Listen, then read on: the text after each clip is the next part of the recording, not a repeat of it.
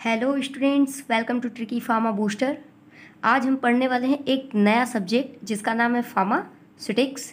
तो हम देखेंगे B pharma first semester pharmaceutics का यूनिट फर्स्ट स्टूडेंट्स हमारे लिए बहुत इंपॉर्टेंट है क्योंकि इसमें से 2-3 क्वेश्चन बिल्कुल मस्ट रहता है, आपसे पूछेगा ही पूछेगा। ठीक है, तो आइए हम यूनिट फर्स्ट में पहला टॉपिक आज स्टार्ट करते हैं, history of profession of pharmacy and second topic देखेंगे फार्मेसी एज ए कैरियर। तो आइए स्टार्ट करते हैं स्टूडेंट्स। चूँकि ये सब्जेक्ट बिल्कुल ही नया है, आप फर्स्ट टाइम इंट्रोड्यूस हो रहे हैं इस सब्जेक्ट से, तो सबसे पहले हम एक बार जान लेते हैं कि फार्मास्यूटिक्स होता क्या है, फिर इसके बाद हम हिस्ट्री देखेंगे। ठीक है, तो देखिए हमारा फार्मास्यूटिक्स क्या होता है। तो बोल रहा है pharmaceutics is the branch of pharmacy which deals with the formulation, manufacturing, evolution and packaging of pharmaceutical doses form.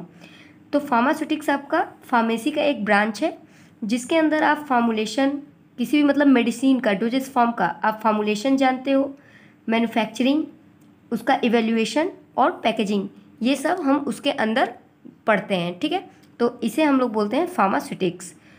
Next है देखिए फार्मेसी। फार्मेसी क्या होता है तो आप लोग जानते ही होंगे फार्मेसी क्या होता है। एक बार यहाँ पे भी देख लेते हैं। कह रहा है the pharmacy word is derived from the Greek word Pharmacon means drug. ठीक है, तो फार्मेसी वर्ड कहाँ से आया है तो एक ग्रीक वर्ड है फार्माकॉन, वहीं से आया है जिसका मतलब होता है drug. Pharmacy is the art and science of manufacturing and dispensing of drug prepared by natural and synthetic sources. Pharmacy क्या होता है तो ये एक ऐसी साइंस है या ऐसा एक आर्ट है जिसमें हम ड्रग्स का मैन्युफैक्चरिंग और डिस्पेंसिंग करना देखते हैं। ठीक है, और जो ये ड्रग्स होते हैं कैसे बनते हैं तो या तो नेचुरल प्रोडक्ट से बनते हैं या फिर सिंथेटिक सोर्सेज से। ठीक है, and using them for the treatment and prevention of diseases. और इनका यूज क्यों करते हैं तो किसी भी डिजीज़ को या तो प्रिवेंट करने के लिए या फिर उनके ट्रीटमेंट के लिए हम यूज करते हैं। ठीक है, तो ये हो गया हमारा फार्मेसी। अब आते हैं हम लोग आज के अपने टॉपिक्स पे, हिस्ट्री ऑफ फार्मेसी।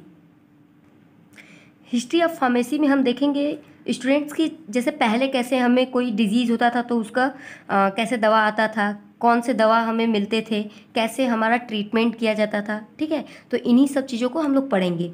तो देखिए यहाँ कह रहा है the evolution of pharmacy can be divided into 5 historical periods. Pharmacy जो था उसका इवोल्यूशन कैसे हुआ तो उसको 5 हिस्टोरिकल पीरियड में डिवाइड किया गया है। ठीक है, पहला आपका ancient era, empirical era, industrialization era, patient care era and biotechnology and genetic engineering era. अब इन एरा के बारे में हम लोग देखेंगे कि इनके अंदर क्या आता है। ठीक है, तो आइए स्टार्ट करते हैं। फर्स्ट है हमारा एंशिएंट एरा। इसमें क्या होता था तो कह रहा है in this era there is no synthetic source.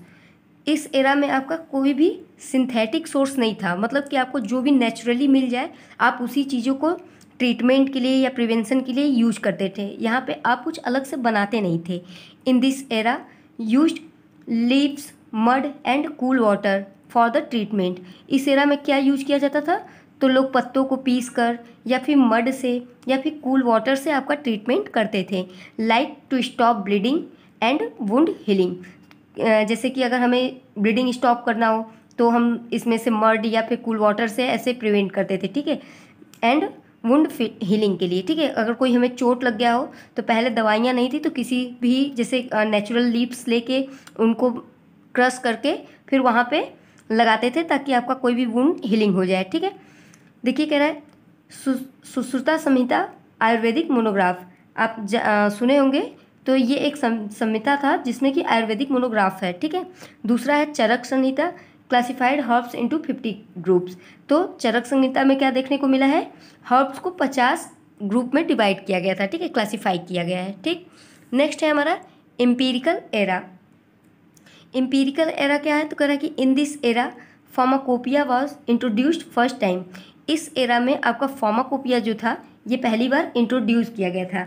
Pharmacopoeia क्या होता है तो ये एक ऐसी बुक होती है जिसमें मेडिसिन से रिलेटेड सारी जानकारियाँ प्रोवाइड की जाती हैं। ठीक है, pharmacopoeia become the primary tool for the pharmacist.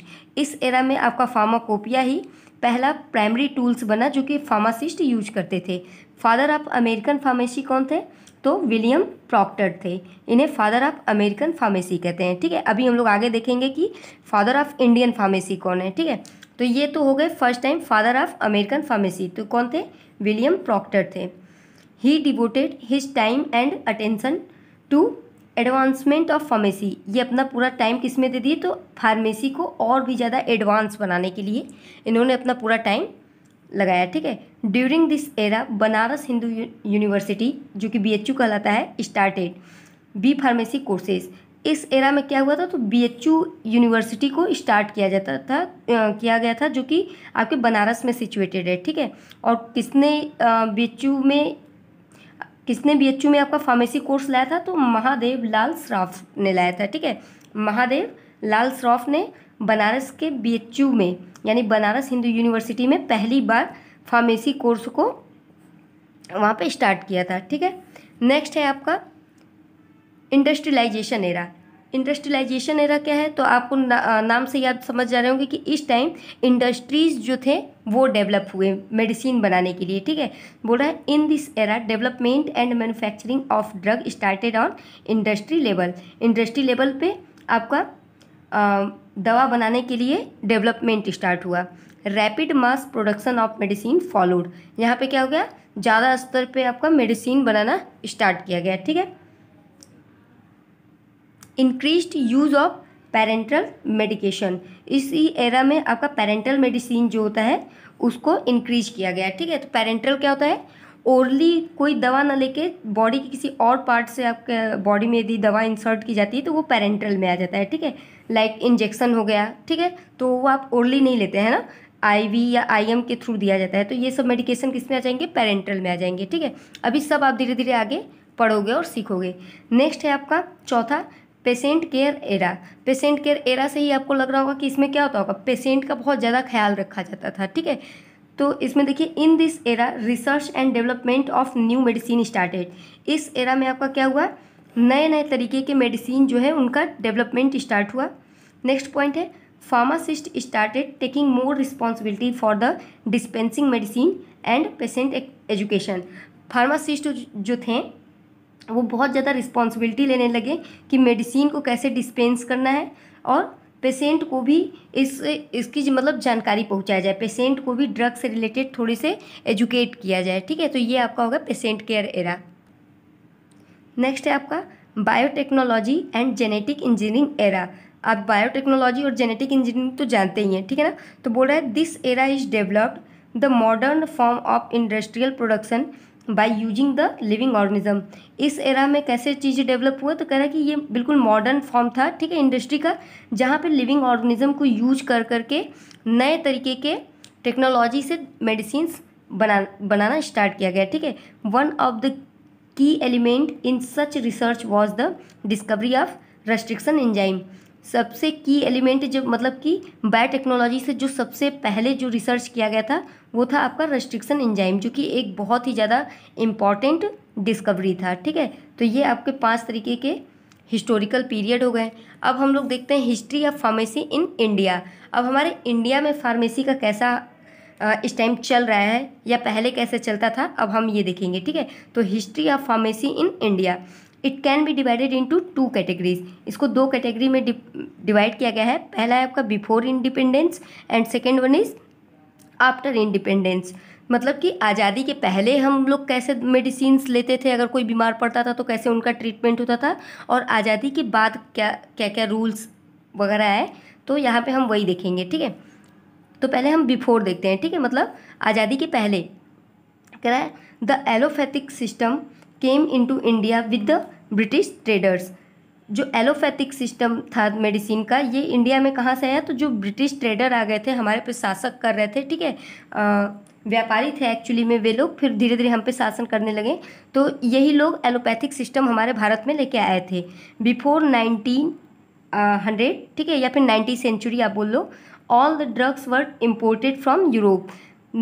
19वीं सदी के पहले जो ड्रग्स थे ना वो बाहर से आते थे हमारे देश में। ठीक है, इम्पोर्टेंट मतलब लाए जाते थे। कहाँ से लाए जाते थे? यूरोप से लाए जाते थे। 1901, ठीक है, 1901 में क्या हुआ? तो कह रहा है कि stabilizement of the Bengal chemical and pharmaceutical works Calcutta by APC Ray. तो 1901 में, ठीक है, भारत में उस टाइम, ठीक है, भारत में आपका क्या हुआ था, स्टेबलाइज किया गया था एक केमिकल फैक्ट्री, ठीक है, कलकत्ता में, ठीक है, किसके द्वारा, एपीसी राय के द्वारा। ये इंपॉर्टेंट है स्टूडेंट, इन सब डेट पे, ईयर पे ध्यान दीजिएगा, ठीक है। सेकेंड है आपका 1903, ठीक है, इसमें क्या हुआ था, कह रहा है a small factory eight Bombay by the professor T K Gujjar. 1903 में क्या हुआ था, तो एक स्मॉल फैक्ट्री खोला गया था बॉम्बे में, किसके द्वारा खोला गया था, तो प्रोफेसर टी के गुज्जर के द्वारा खोला गया था, ठीक है। फिर 1907 में क्या हुआ, तो Alembic chemical works at Baroda by T K Gujjar, ठीक है, अगेन टी के गुज्जर जो थे वो बड़ौदा में एक फैक्ट्री डाले, ठीक है। 1930 में क्या हुआ, तो government of India appointed a committee under the chairmanship of late R N. Chopra to see pharmacy problem in India, ठीक है। तो 1930 में जो कि इंडिया में थे, ठीक है, आर.एन. चोपड़ा थे, उन्होंने एक कमेटी बनाई, ठीक है, कि उसमें उस कमेटी के अंदर क्या देखा जाता था, तो फार्मेसी से रिलेटेड जो भी प्रॉब्लम इंडिया में होते थे उनको हम लोग देखते थे, ठीक है।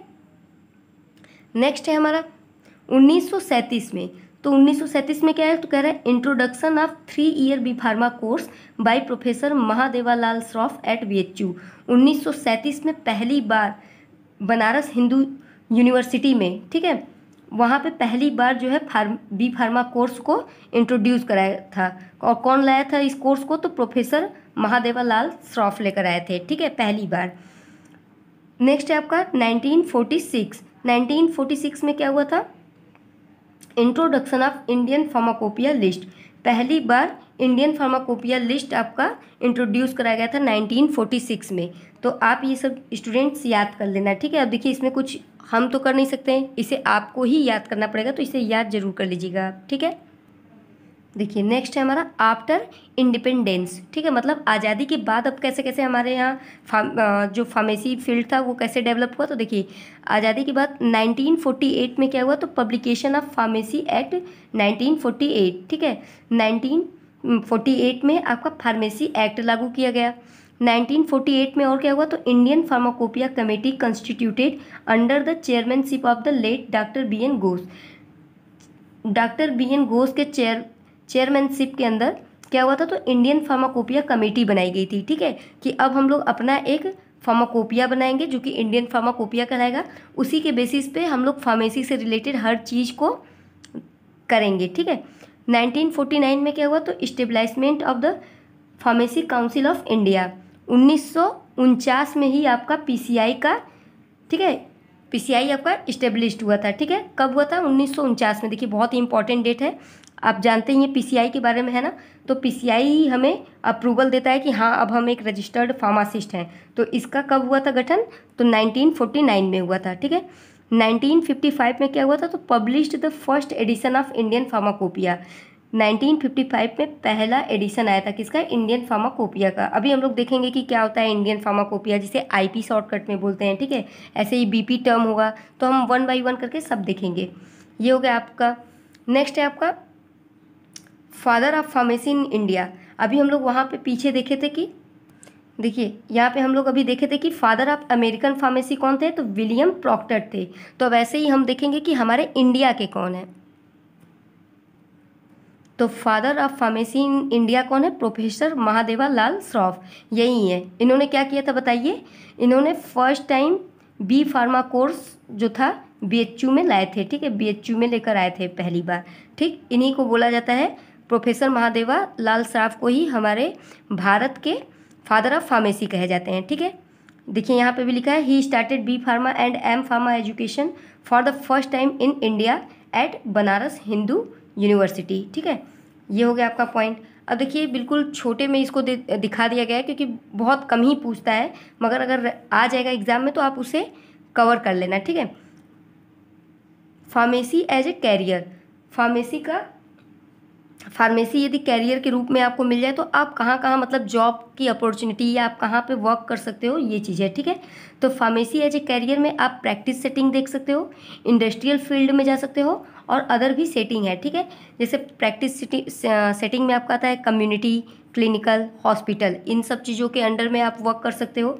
इंडस्ट्री में आपके प्रोडक्शन होता है वहाँ पे, ठीक है, प्रोडक्शन के फील्ड में जा सकते हो, रिसर्च एंड डेवलपमेंट फील्ड में जा सकते हो, क्वालिटी एश्योरेंस में जा सकते हो, क्वालिटी कंट्रोल में जा सकते हो, पैकेजिंग होता है, सेल एंड मार्केटिंग होता है, और रेगुलेटरी। आप इंडस्ट्री में जाके इनके अंडर वर्क कर सकते हो, ठीक है। नेक्स्ट है आपका अदर सेटिंग। और कहाँ कहाँ आप कर सकते हो as work as a pharmacist, तो आप एकेडमिक फील्ड में जा सकते हो, है ना, टीचर बन जाओ, प्रोफेसर बन जाओ आगे चल के, ठीक है। रेगुलेटरी में जा सकते हो और क्लिनिकल रिसर्च में जा सकते हो।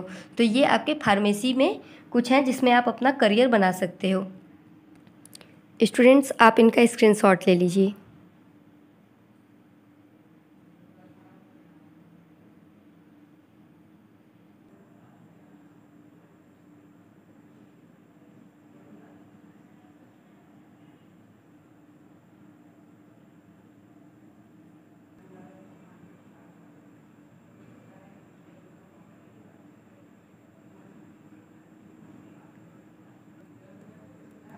थैंक यू स्टूडेंट्स, आप लोग ऐसे ही मुझे सपोर्ट करते रहिए।